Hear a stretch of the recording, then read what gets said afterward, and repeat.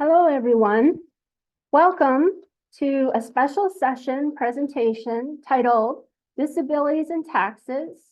Are you receiving all you are entitled to? My name is Nicole Yancey, and I am the Accessibility Coordinator for the City of Belleville.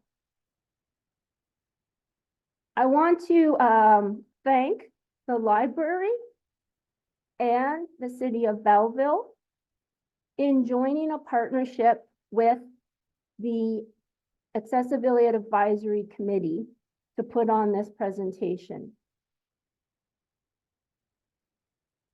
I also want to recognize that this presentation, it has really great information.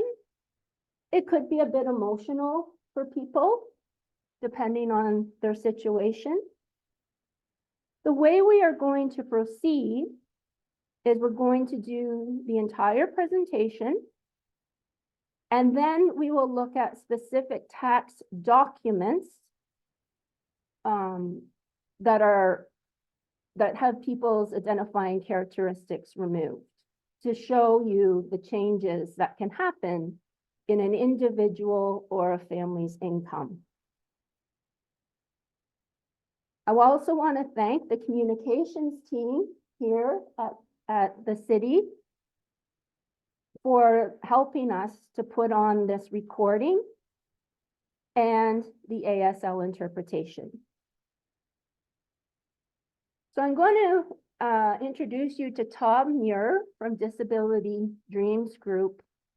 I think when I was looking for a presenter, the thing that really made me think to go with Tom is that the Disability Dreams Group was set up as a partnership between he and his brother, and originally was started to see what kind of tax breaks and tax help his brother's family could get for their son who has significant disabilities. I think starting from that type of a place of experience and then increasing it to help other people that have disabilities is really excellent. So without hesitation, I will introduce you to Tom Muir. Well, hello everyone, and welcome. My name is Tom Muir. I'm the president and director of Disability Dreams Group, along with my brother David in Milton. So I talked to how we started. Okay, so we started this many years ago, probably 2009 or 8. I can't remember exactly because my nephew has severe learning disabilities, ADHD, all kinds of things. Anyhow, we looked into it, or my brother did, and it was such a huge benefit to the family that we started, okay, let's add this on to our tax base. So, for instance, if someone came into the office to do their taxes and you ask how the kids are doing, and the parent might say, well, you know, little Johnny is struggling at school, he has an IEP, etc. One of the things we would do is say, at the end of our interview, once the taxes are finished, we say, have you ever heard about the disability tax credit? And they go, no. And then we say, okay, watch this. So we look at the tax file as it is, then we claim the disability amount on their tax return, and all of a sudden you get bigger refunds, bigger child tax benefits, and they go, wow, is this hard? No, it's paperwork and it's a government, so sometimes it takes a while. So that's how we really started. If I see a client with hearing aids, I'll say, oh, how's your hearing? Or somebody that is walking with a cane or a walker, I say, oh, maybe you'll qualify. Well, that's how we really got into it. It was just by taking care of our clients. That's it. Yeah. Well, that's great. And the Accessibility Advisory Committee has decided we have three priorities for the next 4 years. And one is helping people with disabilities in our community that are living in poverty. And I think this is a really good way to start helping those people. So I guess we shall continue. Thank you.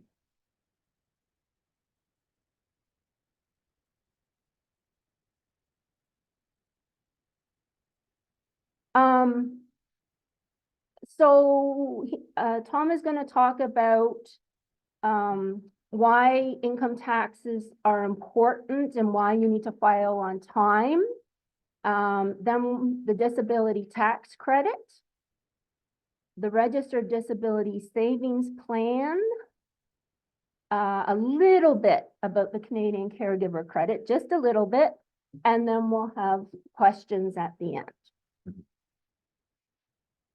Okay, the most important thing about filing your taxes on time is that you're guaranteed, if you file by the end of April, the CRA will guarantee that you'll get all of your upcoming benefits, such as a child tax benefit, climate action incentive, Trillium benefit, etc., by July. So that's super duper important, okay?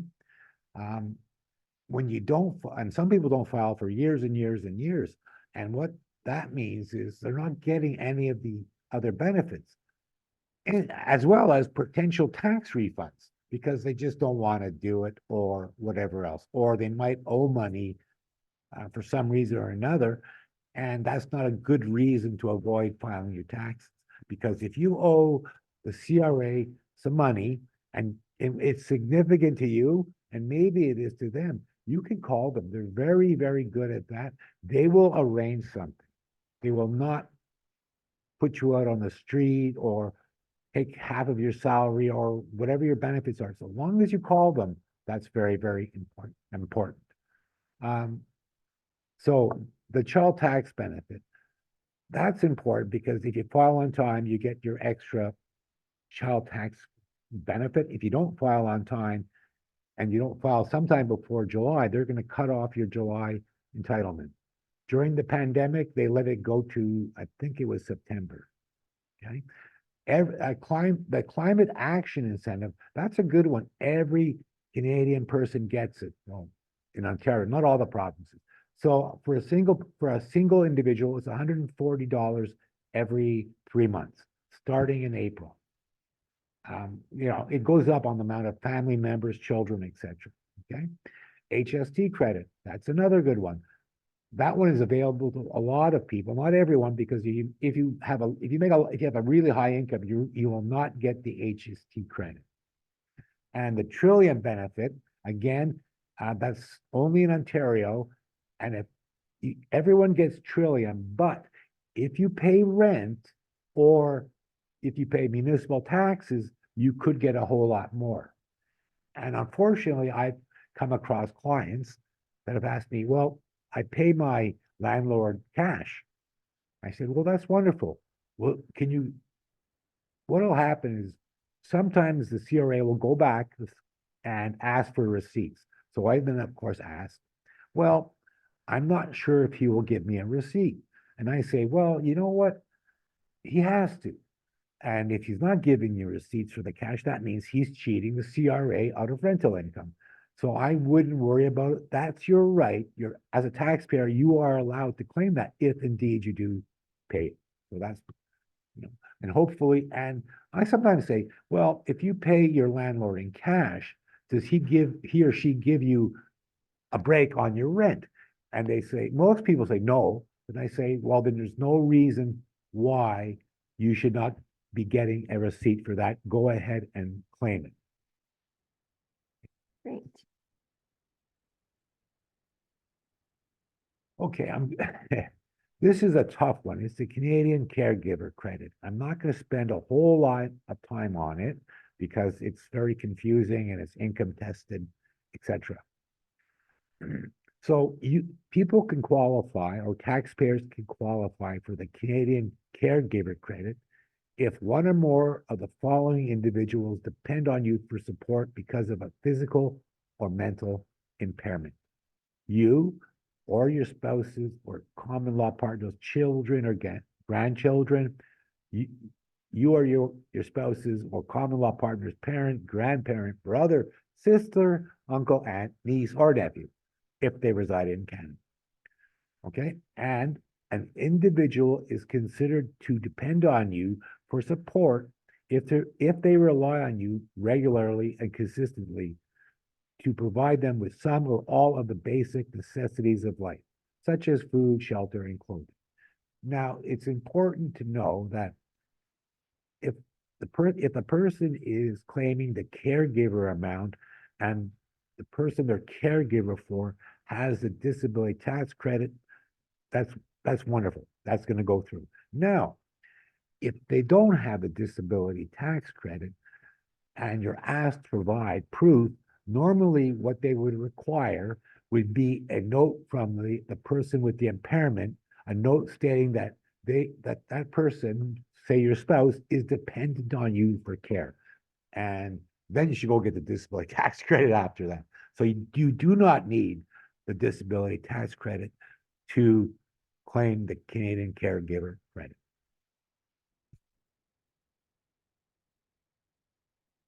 Just wait for the interpreters, yeah? Okay. Hmm. Okay. Okay, now okay. We're gonna go through now some of the benefits of the disability tax credit. I sometimes refer to that as the DTC, so it's easier for me to talk. Anyhow, the main ones are you have increased income tax refunds.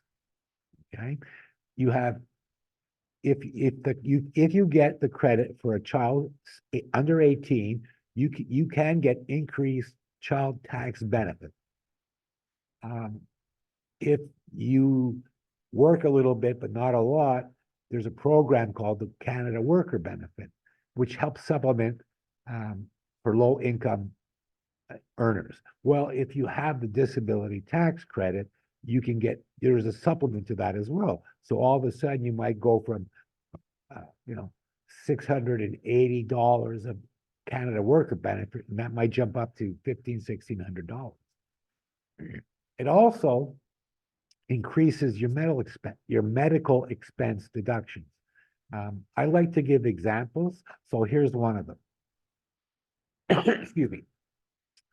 I have two clients, husband and wife. They're retired now, but they were teachers in Ontario, and their daughter had the disability credit. Now, when filing taxes, in order to claim medical expenses, your first 3% of your net income doesn't count. So they never quite had enough expenses, which is good because that means they're healthy. But the 1 year where they had to buy their daughter a special computer to help her with her learning, voice to text, etc., that put them over, excuse me, the limit.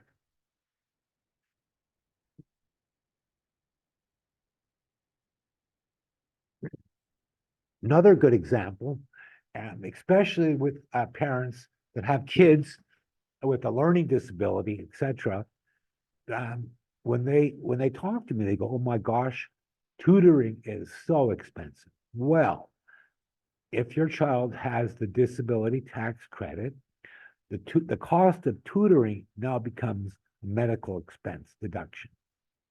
And I've also had clients that have put their kids into private school to get that extra help they need because they have some sort of a disability. And lo and behold, guess what? That tuition, which can be very high, is now also a medical expense deduction. So those are some of the most powerful reasons to get the credit if indeed you do qualify.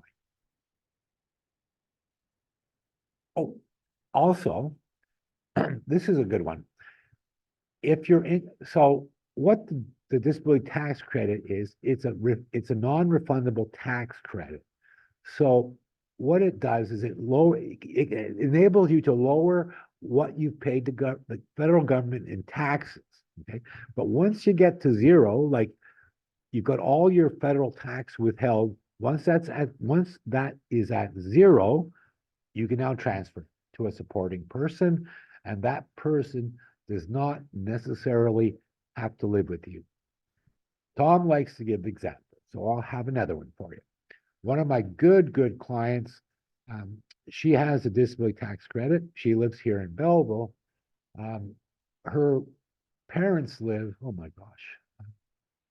Well, you go up 62 to the end, turn left, and go by the Algonquin Park, and that's where they live. So we transfer that credit from the daughter every year to the dad. And they help out? Yes. They take her to the hospital, the doctors, they help her out with rent, etc. But in essence, they do not even remotely live close to her. So just because, even though they don't live together, Right. that still can happen if they provide support for Right. your daughter. Right. I mean, I don't ask, but I know that they help her out with, medications. I know they help her out with rent, all that kind of stuff. I know they take her to the doctor. She's had numerous surgeries in Kingston. I know that they take her there, bring her back to their home for recovery, etc. She's a very independent woman, but she relies on her family. So that's why you can transfer. Yes. Great, thank you. Okay. Now, we're going to talk about applying for the disability tax credit. There's a whole bunch of activities that qualify. There's the vision, speaking, hearing, walking, eliminating, feeding, dressing, mental functions, and the cumulative effect of two or more impairments or disabilities. That's important because there's the reason you would do cumulative, if you don't quite you wouldn't qualify under one, but you might have two lesser ones, such as maybe walking and dressing. So the two lesser ones equals a market restriction, and that's how that works. And then let's say with walking, Right. I myself, I use a walker. Yep. So I can walk some. Mhm. Does that mean I can't apply for the disability tax credit? Oh, Nicole, thank you very much. Okay, so the way that the disability tax credit works is that, for instance, if someone cannot do something, so if someone is legally blind in both eyes, they will get the credit automatically. If someone is legally deaf in both ears, they will get the credit. That's very simple process. But other ones, such as walking, dressing, feeding, even mental functions, means that, yeah, you have some restrictions, but it takes you a lot longer, or you need assistance in performing that function. So Nicole's example is a very good one. So I like to use my dad as an example. Years ago, he lives outside of Montreal. We got him the credit. When I went to visit, I was sitting in the living room. My dad went to get me a cup of tea and walked back into the living room with my tea. Then I said, Dad, would you like to go out and up the street to watch the football game? It was the fall. So he said, sure, son. And we started walking up the street, and it took forever. So I said to my dad, I said, hey, Pops, it's sort of raining and nasty. Why don't we go back in? He goes, okay, son. So we got him the credit because he could walk, but it took him forever to get up the street. He didn't even make it to a full block. So in the case of walking, if someone has difficulty or it takes them, I'll use the CRA verbiage, an inordinate amount of time to walk 100 meters, then you should qualify. So, and I love walking because it's very straightforward.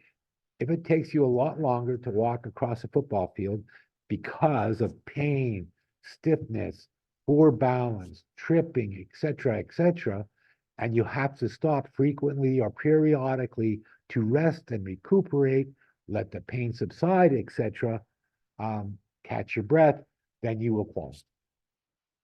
Same thing with dressing. Yes, I have, no, I'm not being chauvinistic, but my dressing clients tend to be women. So they have carpal tunnel syndrome, maybe some really bad arthritis. So it takes them a lot longer to dress themselves. They can't get to the zippers, et cetera, et cetera. Sometimes they need help from their partner or their child or whatever to help them dress. So they, of course, would want. Okay, thank you.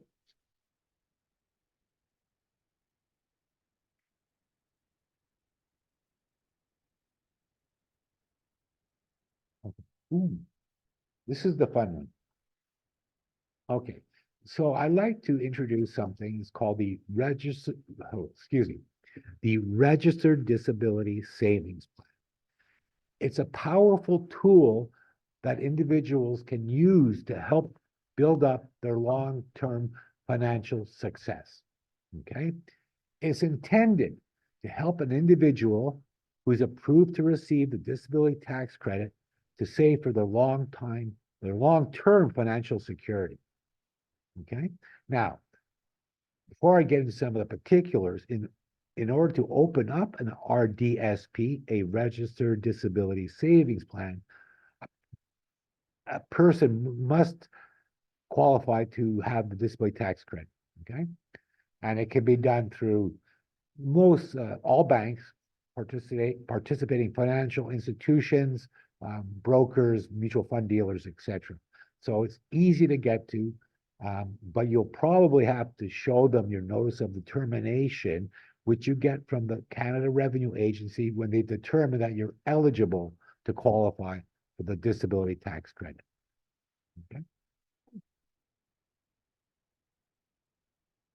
Oh, now, some of the best benefits of I'm going to use the RDSP, that's the Registered Disability Savings Plan. The best one is that a lot of folks that have the DTC, a lot of folks are in social assistance. Now, we all know, for instance, ODSP. If you have too much money in the bank or invested, or you're working, and they will outright cut down your assistance payments or stop it. Aha. But if you have an RDSP and you have extra cash or whatever, you get some money from your family or whatever, you put it into that plan and it does not affect any type of social assistance in Canada. Now, let's say, I'll give some examples. Let's say somebody has the credit, the disability tax credit, and they have two siblings. And unfortunately, the parents pass away, and each sibling gets $100,000. Now, the sibling that might be on ODSP, if they don't do something with that, they're going to stop their payments. But you put a chunk of that into your RDSP, and they will not touch it. That is wonderful. That's just one very small benefit. Also, if you say, well, gee whiz, I don't have enough money to make any kind of a payment into my plan, well, parents can put in the money, parents can put money into your RDSP, grandparents, brothers, sisters. I mean, the bad thing about it is government paperwork, so you sort of have to set that up when you initially apply, okay? The other big benefit is that it attracts matching government bonds and grants, which means that right for this year, so based upon 2023 income, if you're an individual and you made less than 35,000, I think it's 500, the government will give you $1,000 bond. Okay, between 35,000 and it's like 53,000, they will give you a partial bond. But it gets even better because on top of the bonds, the government will give you matching grants. And don't forget, anybody can give money into your plan long as you designate them to do so. Okay, so the, they'll match up to $3,000, right? So if you go year by year, the first 500, the government will triple. Then, so that's 1,500. Then the next 1,000, they'll double. So that's 2,000. So then anyways, you're up to 3,500 just in matching grants. Okay. The bad news is it's not really bad, but any government money received, such as bonds or matching grants, has to vest for 10 years. So what that means is that if you put in money in 2024 and the government gave you free money, bonds, grants, etc., you cannot touch their money for 10 years. And that makes sense because I know people that have gotten $9,000 of back bonds because they've gone back 8 or 9 years on their RDSP and matching grants. So they end up with over $20,000. Now, some people might say, gee whiz, maybe we should go to Hawaii, or maybe we should get a new big screen TV. That's not what it's for. It's to help you out in the future. That's what that is for your long-term future. Okay?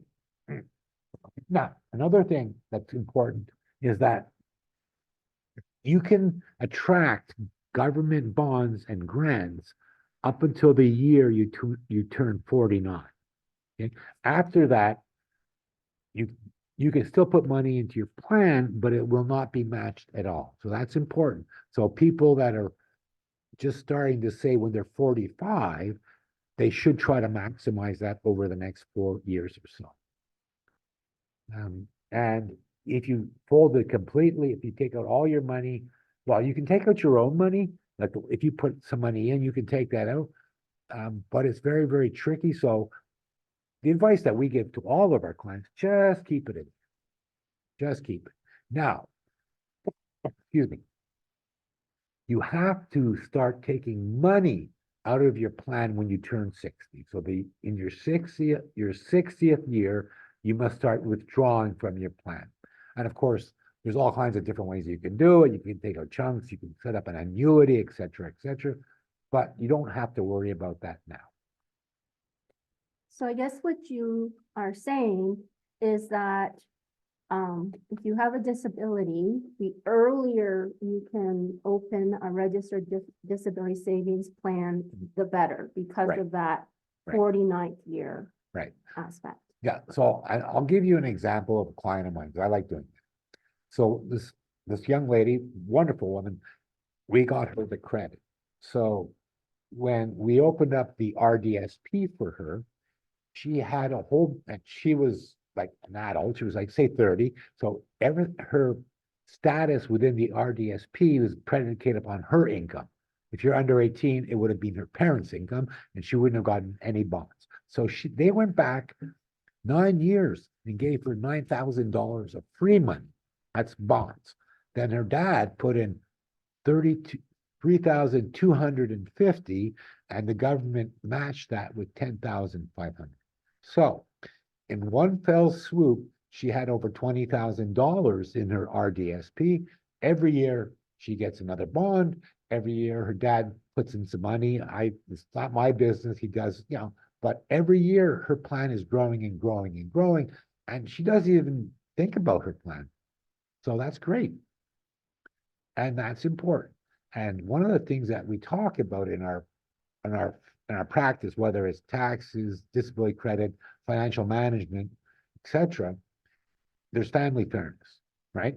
So if you have one child with a severe impairment and one or two other children that are, they're working and they're going to have pensions, etc., is it fair when you're thinking about your legacy to favor the child with the impairment? It probably is somewhat, but now parents can feel good knowing that their child has got this big, huge nest egg growing, right? And I remember when I talked to my client about this, I could hear the sense of relief coming through the phone when I spoke to them about this plan that we're going to do for their daughter. It was almost like really, really, I think, relieved a lot of maybe pressure off their shoulders, knowing that there's something there that can help support their daughter in the future. Because, she has siblings, etc., but still, you don't know what's going to happen down the road. And knowing that her financial future is well taken care of is very, very important.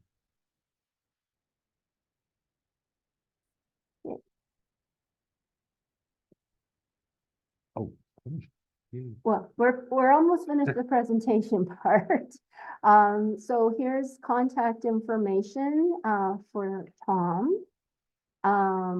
And also just to add, our chief financial person here at Belleville wanted to make sure that people knew about this, disabilities property tax credit from the city of Belleville.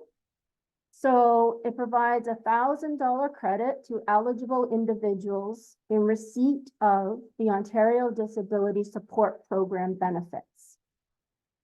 Now I will say we did this presentation Thursday evening, and people were asking questions about other credits or programs for disability, such as long-term disability, CPP disability, and I will find out that information and I will put a response on the accessibility landing page of the city. So I will find out that information and let everyone know. But applicants must solely own and occupy their property as their principal residence. The deadline for submitting those applications is August 31st, 2024, if we're looking at this year. And there is an application that needs to be filled out. And the other thing to note is the applications only become available after council has approved their annual budget year. So that also needs to be taken into consideration.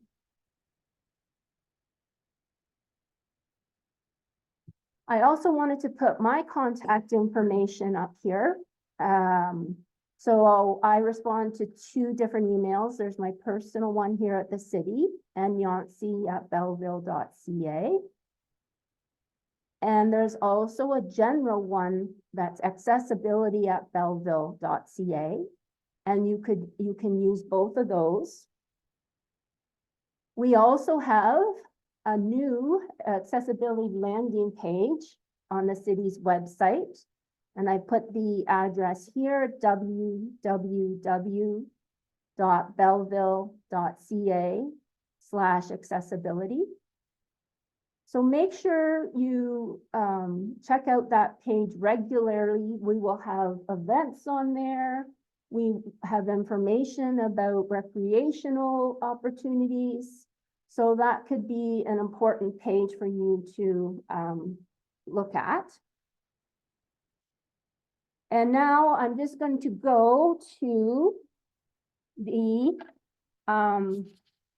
some examples of tax documents with these credits applied. Oh, let's do the application. Yeah, okay, so the first thing we're gonna look at, I'm just gonna make this a bit bigger, just a moment, please.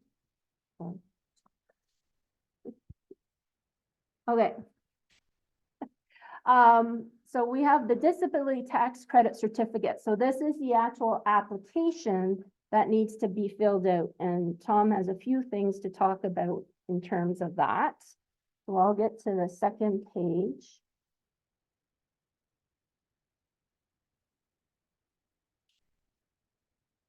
Actually, probably the third page we're gonna want to do. Okay, well, That one, next one?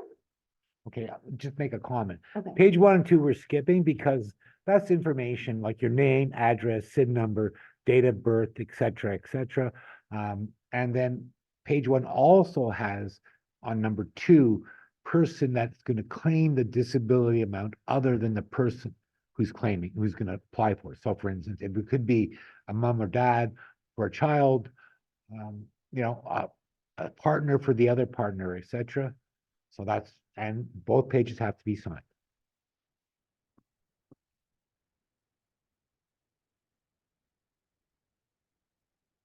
Ooh, there we go. So we'll go quickly through these. So in order to qualify, okay, a medical doctor or a nurse practitioner can sign off on all of the activities. And with vision, an optometrist can also sign off. So people that don't have a medical doctor or a nurse practitioner, if they go to the optometrist, they can now sign off. And that's pretty straightforward for an optometrist, is, you know, defining field of vision, acuity, et cetera. you wanna go talk about? Oh, okay. this? Oh, yeah, yeah. So there's if you there's questions 4, 5, and 6, and they're sort of the same on all the disabilities, but let's do it here. So when you say provide the year that your patient became impaired based on your previous answers, so you just put down whatever that year might be, 2010, 2015, et cetera. Then the next question is, has your patient impairment in vision lasted or is expected to last for a continuous period of 12 months? So you tick yes. If the doctor ticks no, there's no point in sending it in. So yes. And then the last question is, has your patient's impairment in vision improved, or is it likely to improve such to an extent that they would no longer be impaired? So if it's no, if someone is, you know, 100% blind and it's never going to improve, then they would obviously put no. If someone has really bad vision, for instance, they're wearing glasses, etc., but they might go for surgery in 2 years, you could take yes and put in 2 years, 2026, etc. So those are things that we have to think about.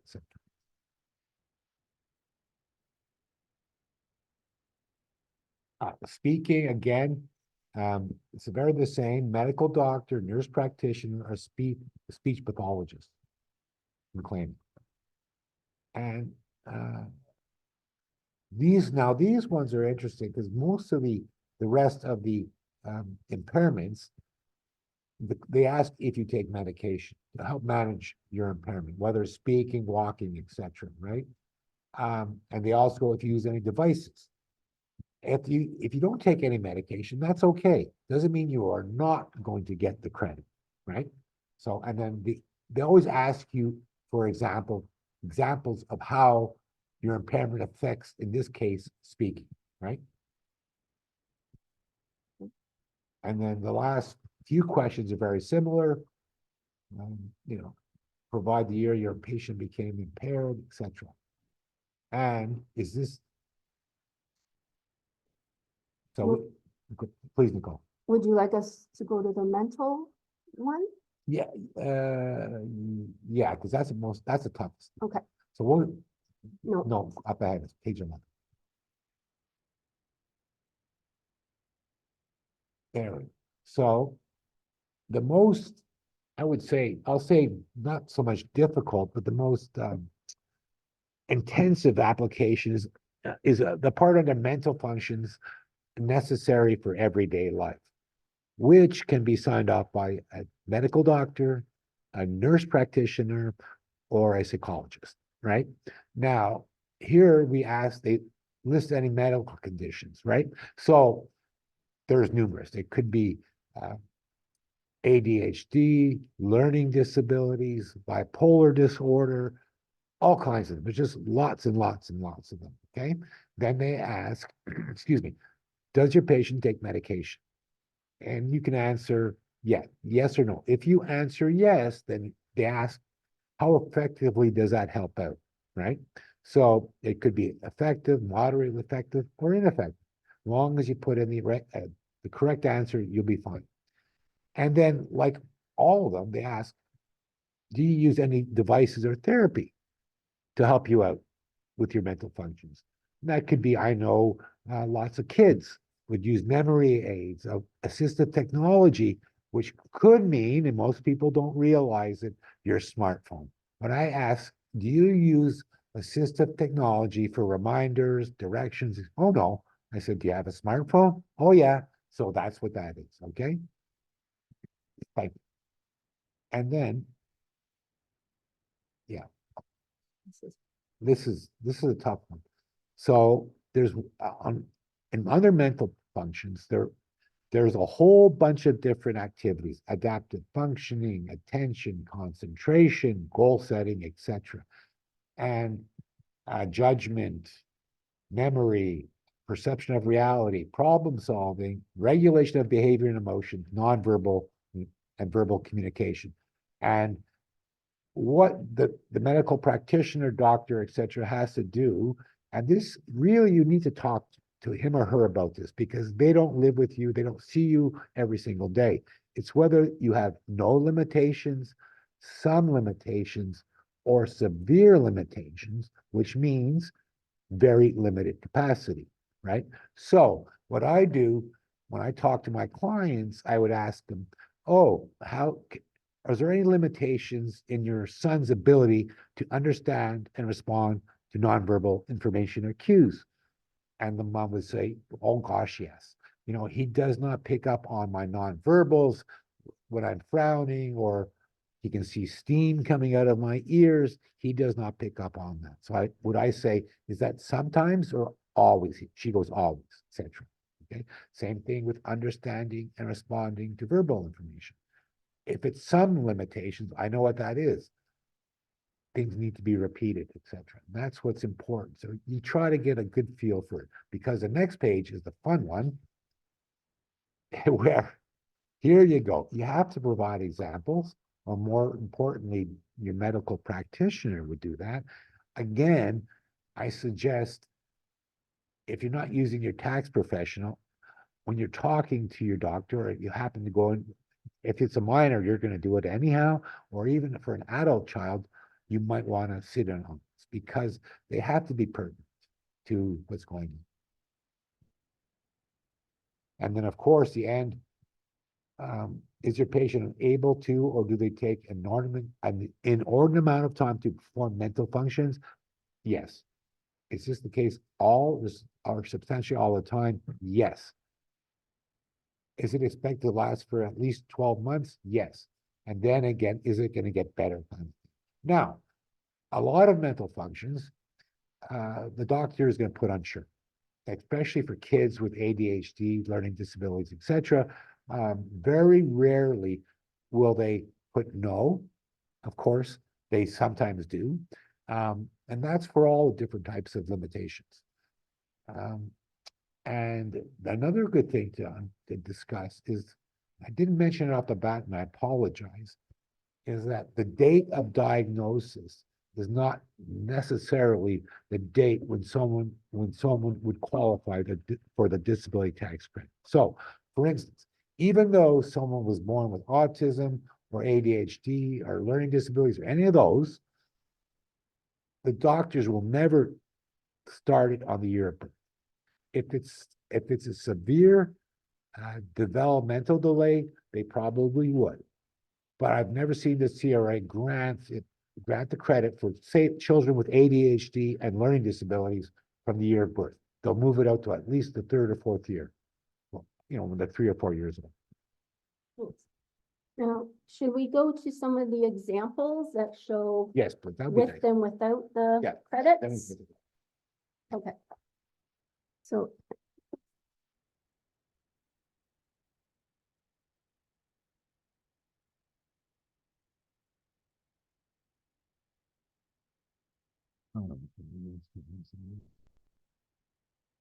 Oh, Okay, so the first example is Alice Smith, and she's getting a refund of $4,116 and child tax credit of, can't even see, you know.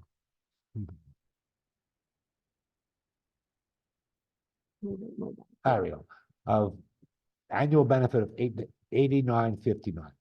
Okay, and then all the other credits. So when you look at, oh wait, this is a good one. Oh, is that, Yeah, I think so. Whoops, okay, I think so. Yep. And I can see it. So what is that? No, there's no, that's a good one. yeah, Okay, so this would be without disability. the disability Right, tax credit, right, correct? right. Okay, so now if That we we go here, to the increase. disability, There we go. Bingo. yeah, So in this case, the child has the disability tax credit. So her baby bonus goes up to 12,281. That's a huge jump. So even though um, she didn't need the the DTC for her income because she got to zero, she still got bumped up on um, her annual tax credit. Yeah, so that's beautiful. okay. Now, do we want to go the refund part for us? Oh yeah, sure. Mhm. Okay, so in this case, Alice had $14,000 deducted, and she owes money on this one. That's not good. Whoops, and she owed 1,032. All right. So if we go to applying the the disability tax credit, she goes from owing over $1,000 to getting back 865. So this is a person who's a high income earner, and she has some sort of impairment. And don't forget, if somebody has a disability, they sure as heck can work. And we've got so many of our clients that have the disability credit, and they work beautifully. They make a lot of money, et cetera, et cetera. In this case, that's a godsend. You know, she went from owing 1,000 to getting a refund of $865. And don't forget, if she was granted I've used an actual 2023 tax return. So if she had the credit from prior years, 5, 6, 7, we'll go back and get all that extra money, which is nice because you also get they give you bonus interest because you should have had the credit, 5 years ago. So if they owed you again another $800-900, they're going to give you interest on. Not as much as they charge you, but they will give you interest. Now can we go to this one first, please? This is for Bob, and I think this is for showing a Canada worker benefit. We go, Yeah, okay. So in this example, I just used Bob Smith. You'll see I have a theme here. He's uh, he's getting back $3,018, but half of that is because of his Canada worker benefit, which means that he didn't make a whole lot of money. His total income was $13,295. But because he's sort of a lower income chap, you get Canada worker benefit, which in this case is $1,518. But so let me do that one more.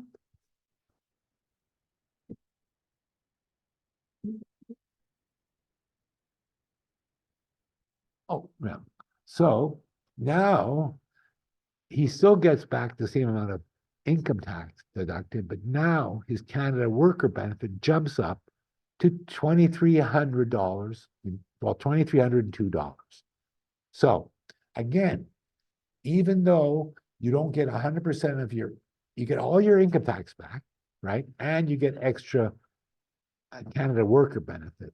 And in this case, if this gentleman was married, we would take his disability tax credit and move it over to his supporting spouse or family member, which I didn't illustrate here, but in this case, that would happen because he would not need his, so his disability amount was 9,428, right? He wouldn't need that. So then we would transfer some, if not all of it, most of it over to his supporting person. Okay, thank you. Now, I think we're ready to go to our questions.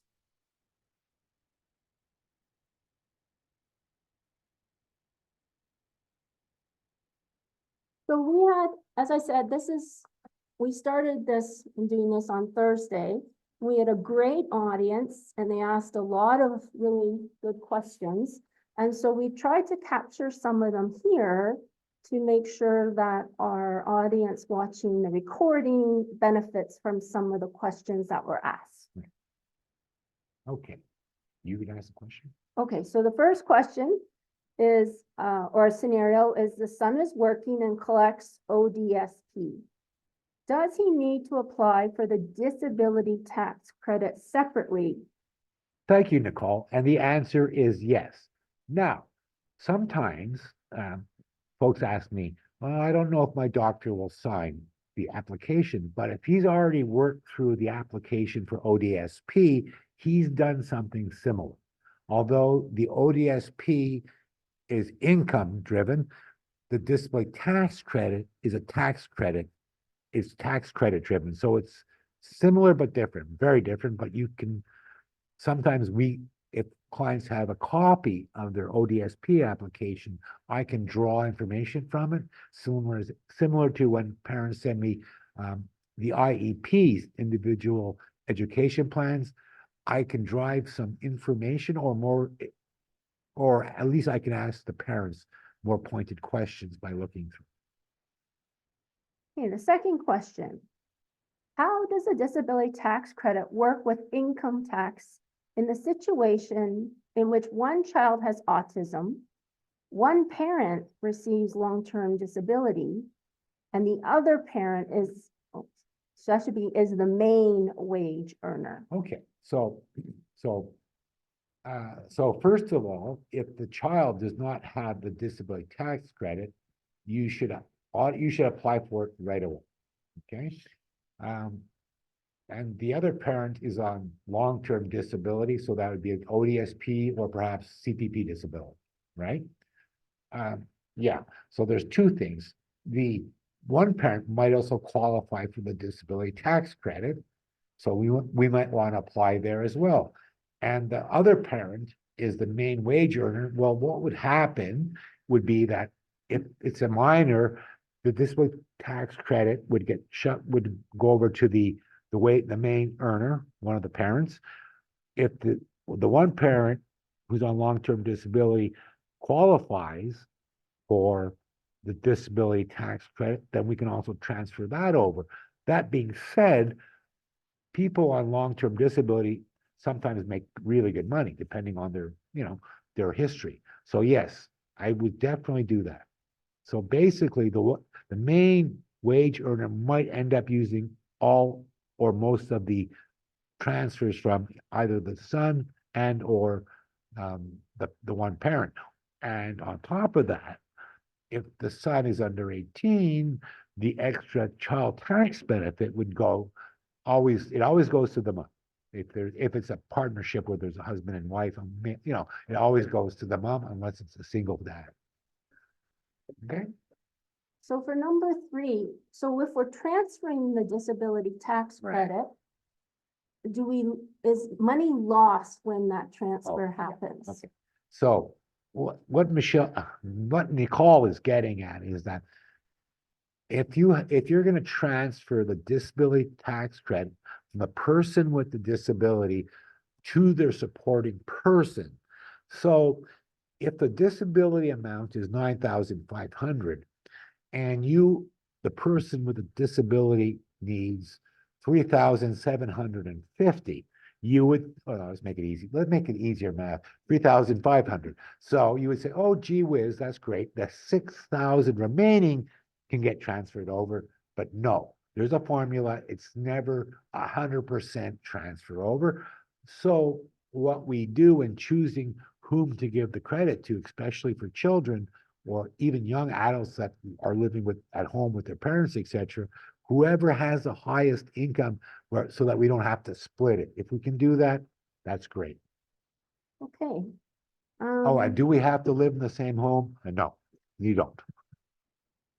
So, Tom, as you're aware, there's many Ontarians that do not have a family doctor, and there's a long waiting list. So for the medical forms that need to be filled out, what happens if you don't have a family doctor? Can other health professionals fill out the forms? Of course. So it's the disability tax credit application is not a medical form, other than somebody putting in the diagnosis or the reason why you're disabled, such as, severe arthritis, learning disabilities, et cetera, stenosis, you name it, there's a whole bunch. So it can be, a doctor can sign off on all the different categories, as can nurse practitioners.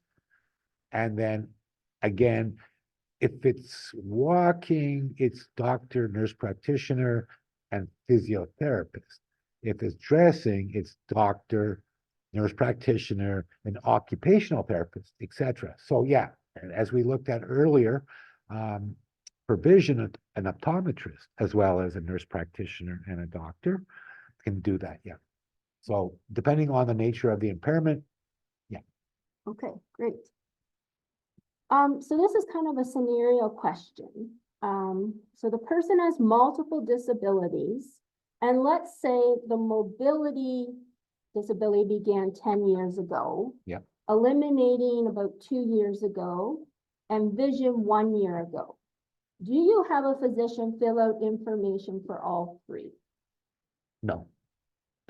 No, I shouldn't. Okay, so if you're markedly restricted, okay, that's under one activity. In this case, let's say the walking, that's going back 10 years ago. But let's say you're markedly restricted also in vision and eliminating, etc. And that started 2 years ago, whatever. What's going to happen is that the Canada Revenue Agency will give it to you for the least amount of time. Example, 1 year ago. So it doesn't make sense. If you qualified under walking, which your market restriction was 10 years, then you want to go there. Don't even mention the other ones. Now, unfortunately, I've worked with clients where the doctor does all three. So he'll fill out the whole page on walking, the whole page on dressing, the whole page on eliminating, and then the cumulative effects. So what I ask my clients is, can you go back and just do walking? Well, how would your doctor apply, how would you feel about that? Because they're going to give it for the least amount of time. So from a tax recovery, i.e. getting money back, you want to go as far back as possible. Great. What do you do on the disability tax credit form? There's a part when it asks, would you like the CRA, Canada Revenue Agency, to apply the credit to your previous tax returns? And the options are yes or no. We always have our clients tick no. Why? Because we're going to do the tax work for them, and we do it 100% properly. So what happens with the CRA is that they will go back in the appropriate years and give you the credit for those years. Wonderful. But what they don't give you is, oh, wait a minute, how about enhanced medical expenses, which we talked about? Oh, wait a minute, there's other things there.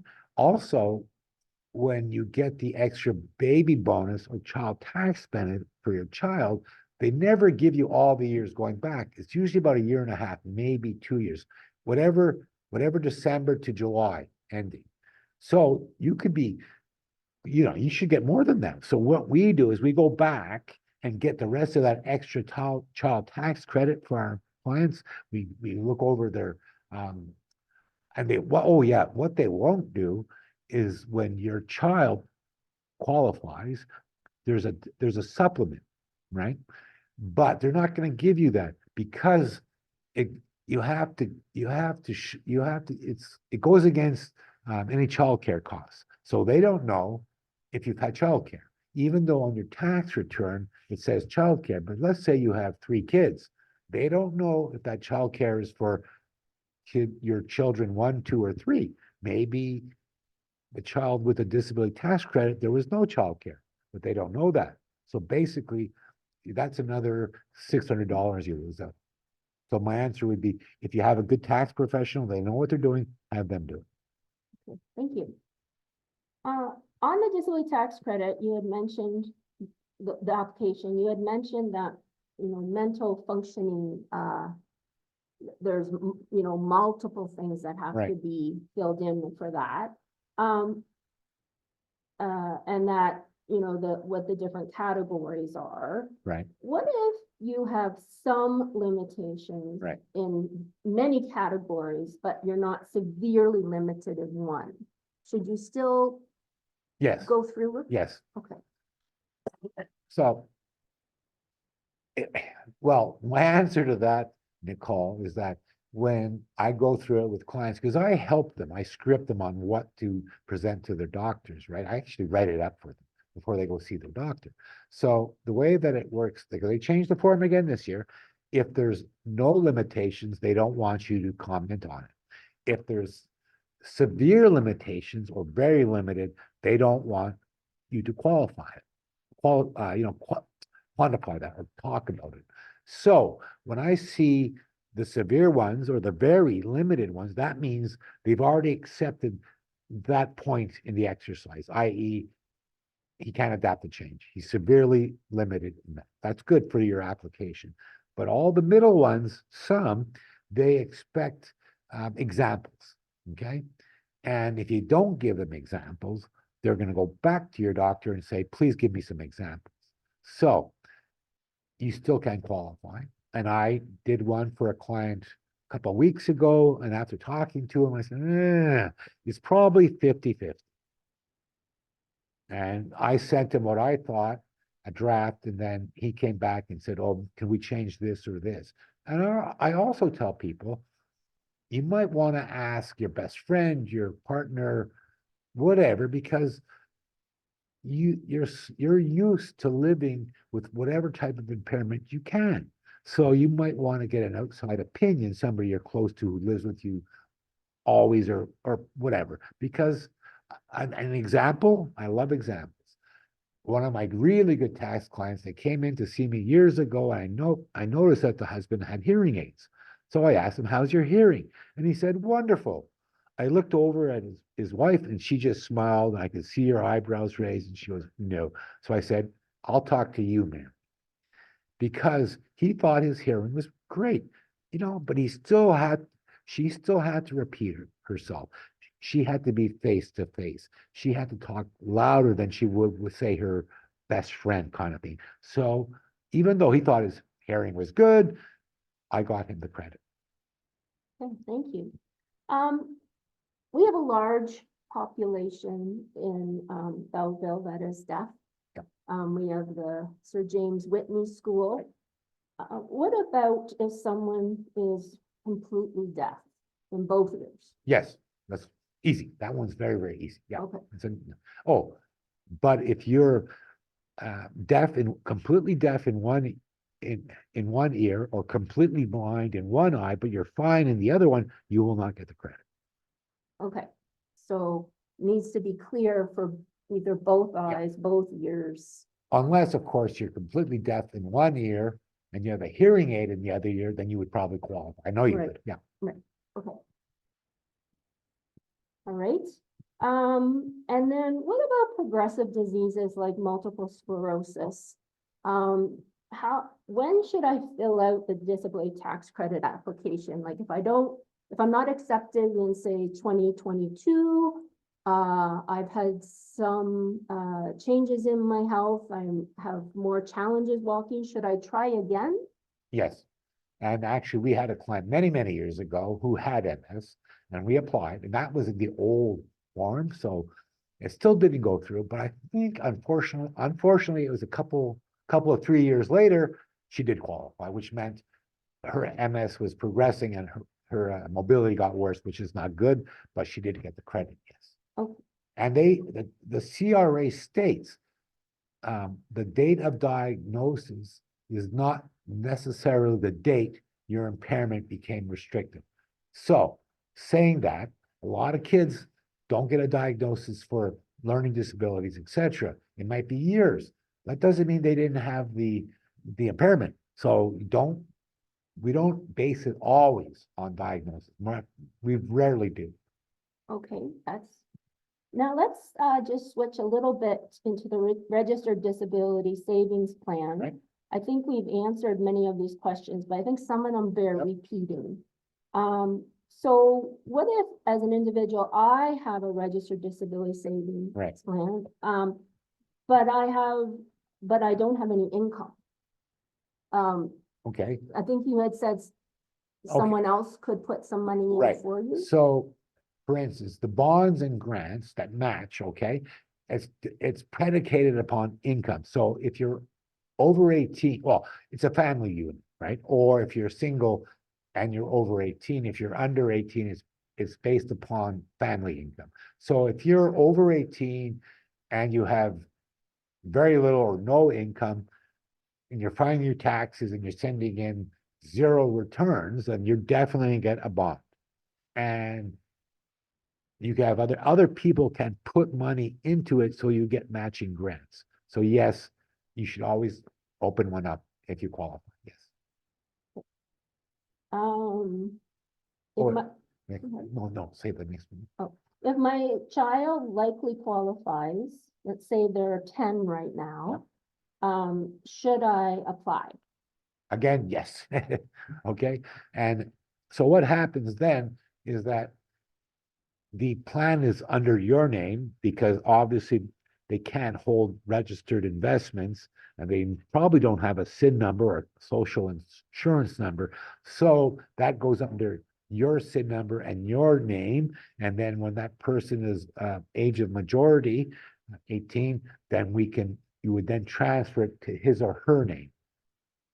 And yes, so if you apply now under 10, the bonds, okay, are so the free money is based upon your income or you and your spouse or whatever, right? So that's a good thing. Grants are always matching, except if you make like $100,000, you only get 1-to-1 matching, not 2-to-1 or 3-to-1.